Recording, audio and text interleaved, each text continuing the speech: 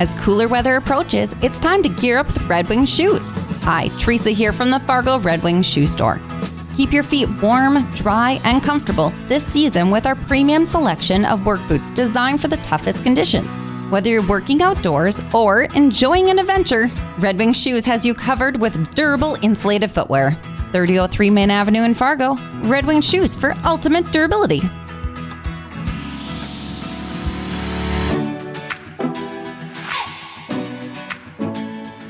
Good morning, everyone. Happy Tuesday. It's October 28th. Still raining. We'll find out when it will stop with Lydia in just a moment. First off, I want to remind you we're live on Facebook every weekday morning right around this time. Love it when you join us live for your latest news and weather headlines. But it stays on your feed throughout your day, so you can watch it whenever it works best for you or listen to it as a podcast. You can find that at inform.com/podcast. Just look for the Inform Minute. All right, one more raining morning for us here, but eventually the sun will come back. Yes, eventually the sun will come out tomorrow. If you want to sing, Annie. Scott has the duties of singing for us this morning. Scotty. I don't even know what to say. Got weird. I don't even know what to say to that. As his mom is one of our most frequent watchers. Scott is not an orphan. I'm not. Loving parents. Oh, that was really funny. Oh, we're all tired and it's Tuesday and it's cloudy and it's icky outside again. There was one point this morning I looked at them and I was like, is it really only 5:50? I could have sworn it was at least 6:30 and it was 5:50, which you think is not that big of a difference, but trust me, it is. Anyways, it is still raining for a lot of us. Kind of drizzly, light rain, steady rain over on the Minnesota side especially. Everything slowly wraps up from the west to the east. It just kind of inches its way out of here. It's going to take time. Places further off to the east, even places like Detroit Lakes and Thief River Falls, it's going to take a good portion of the day before you get rid of the rain. Here in Fargo, I'd say within the next couple of hours, mid-morning to midday, that rain should be gone. Still a cloudy sky, breezy out of the northwest, 10 to 25 miles an hour, keeping us cool today. Highs in the upper 40s to near 50. It's pretty much where your temperature is sitting right now. So once again, we're not wiggling our temperature much throughout the day. Places further to the west, Devil's Lake, Jamestown, you'll actually look for a little late day sunshine today. And eventually that clearing trend works its way through the overnight into tomorrow, which means tomorrow morning, when we wake up, the sky will be clear, the temperature will be down to the 30s, the wind will be light, and there's obviously moisture left in the atmosphere from all of this. So I do want to watch out for frost by tomorrow morning. Probably a good thick layer if you're parked outside. Looking at about 30 degrees tomorrow morning in Grand Forks, 34 in Fargo, which is cold enough to create frost. I always say 36 and colder is cold enough. So we'll watch for that tomorrow, but it will quickly be erased by some good sunshine. It'll be nice to have some sun for your Wednesday, a midweek pick-me-up. Temperature close to 50, so we're not really that much warmer, but the wind is light. Get rid of the grayness in the sky. It'll just be a little bit of a better late October day. Mood booster. Yes, certainly. Spotty showers possible on Thursday. Most of us will miss out and stay dry. Friday, Halloween, is actually your next best chance of rain, unfortunately. We'll watch out for some scattered showers in the afternoon and the evening. Looking fairly light, not necessarily as long-lasting or as soaking as this rain that we're dealing with at the moment, but not pleasant. No one wants rain in their candy in their Halloween bucket. We'll watch the timing, placement, all of that good jazz closely. I don't think it's going to be like a widespread, everyone is getting rain at trick-or-treating, so some spots will be dry and some spots might not.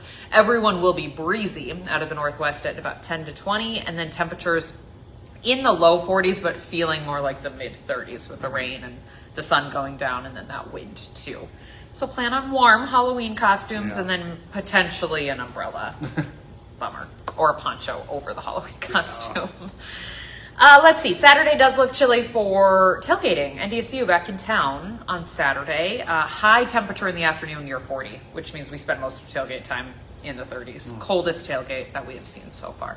Another chance of showers on Sunday. Kind of active. Kind of an active pattern. Untimely rain here in the smack dab of harvest.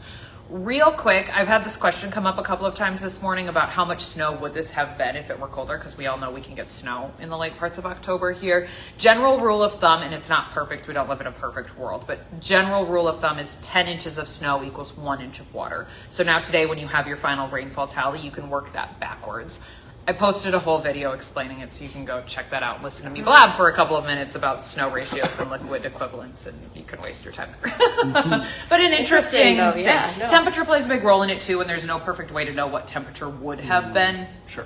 So it's not a perfect system, but we can estimate. It's kind of fun to be like, well, that would have been 20 inches of snow. A lot of snow. So thank goodness it wasn't. Yeah.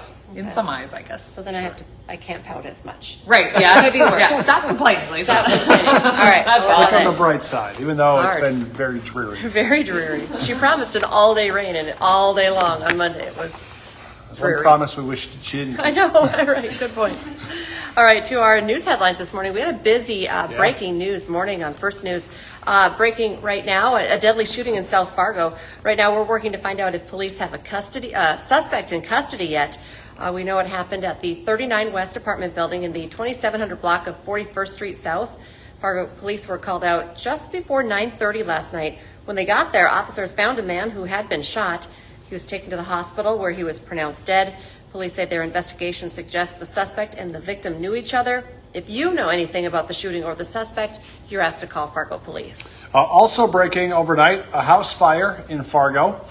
Fire crews were called out just around 2:30 or so this morning to a home on 21st Street South. Firefighters say heavy smoke was pouring out of the house when they got there, and the fire did cause significant damage to the home. The family living at that house had already gotten out by the time firefighters got there. They were not hurt, but our crew also saw a man on a stretcher taken from that scene with his arms restrained. Fargo firefighters would not comment on his condition or why he was on that stretcher, so we've reached out to police to get more information on all that. Stick with us for updates on both of those breaking news stories. Meantime, investigators are working to figure out what sparked a fire that destroyed 2 garages and damaged 2 others in Fargo. It happened at the Southwood Townhomes near Essentia Health. Crews got that call around 4:30 yesterday afternoon. Thankfully, no one was hurt. All right, we now know the name of a person who was killed in a deadly crash in North Fargo. The Highway Patrol has identified that victim as 23-year-old Juma Uridi from Fargo. 18-year-old Holden Lee was behind the wheel of the vehicle. He was driving fast early Sunday morning and lost control on 10th Street North. The SUV rear-ended a parked car in a driveway before hitting a tree.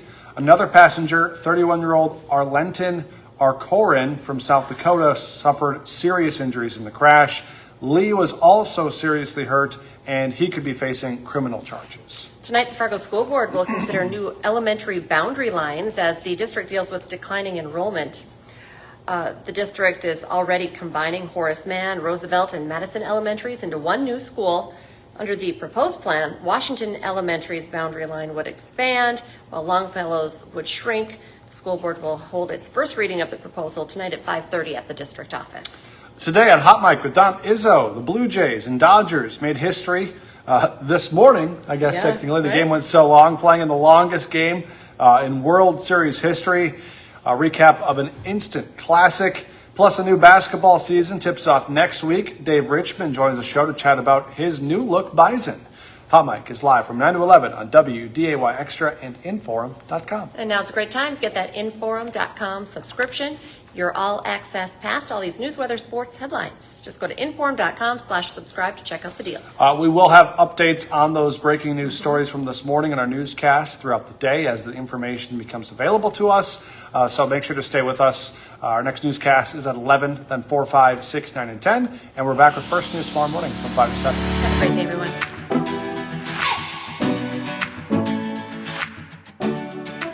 This podcast is brought to you without paywalls, thanks to support from our digital subscribers. If you subscribe, thank you. If you don't, visit Inforum.com/subscribe for our introductory offer, just $2 for 6 months.